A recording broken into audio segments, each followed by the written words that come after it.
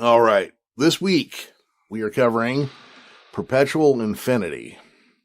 And we start off on Doctari Alpha in 2236. Dr. Gabriel Burnham dictates a log entry on the readiness of the Daedalus Project, preparing for the imminent supernova of the nearby Alpha Lupi that will provide the energy for the time crystal when she is called to dinner by her 10-year-old daughter, Michael. Always the kids messing stuff up. Jeez. Always. But you know what? I'm glad they slowly introduced the time crystal over a couple episodes before they drop it on us in one later, you know?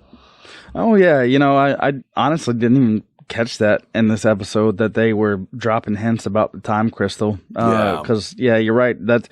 We don't really get into that a whole lot until the episode where we get Pizza Face Pike. Yep. That's it. Until he starts looking like a Tony's microwavable. Yeah.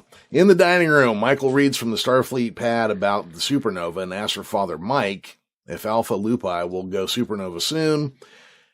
Gabrielle enters at that moment, saying that the universe had its own way of telling time. There's a visual distortion. Michael asks what that is. Somebody says that it could be like a meteorite, and then a Klingon bird of prey flies overhead and lands in the middle of the colony.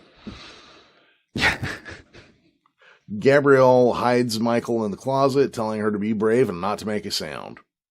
As the closet doors close, Commander Michael Burnham suddenly awakes in the sickbay of the USS Discovery, seeing Culber, Pike, and Giorgio. Culber explains that there are significant biological similarities between mothers and daughters, particularly in the mitochondrial DNA. Burnham first denies this, saying that her mother was dead and that Leland had confirmed that himself. So she's having a little trouble adjusting the idea that that's her mom down there in the angel suit. It's so weird, though, because I don't think mitochondrial DNA is like that. Because in the last episode, they were like, oh, the Red Angel is you, Michael. Mm-hmm. Well, it may have been because I'm pretty sure Michael takes up the suit sometime after this, maybe. So it could have been that they were actually reading her, but this idea that it's hard to tell the difference between a daughter and a mother using mitochondrial DNA, I don't know if that's the case. Yeah, I'm not sure how that works. I mean, mitochondrial DNA is all passed from the female side. Yeah, so yeah. I don't know how much of that hits. I mean, is it all identical? I guess it could be. But I know that in your regular DNA, you get half from each parent. And, if there's multiple kids, they all get different halves from each parent. That's why that's why we're not just one clone species. Yeah. So, that was kind of weird to me. Yeah.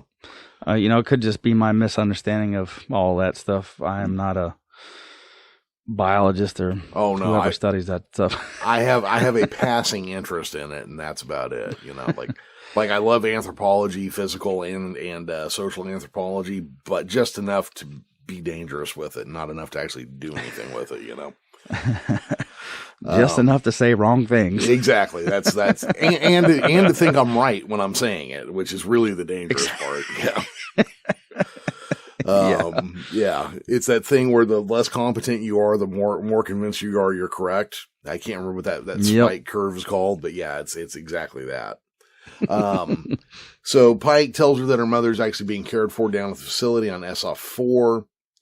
And right then Culber has to stop Burnham from rushing into the transporter room because she's still deadly with radiation. And tells her she's, wait for at least that to fall off before you go back down there.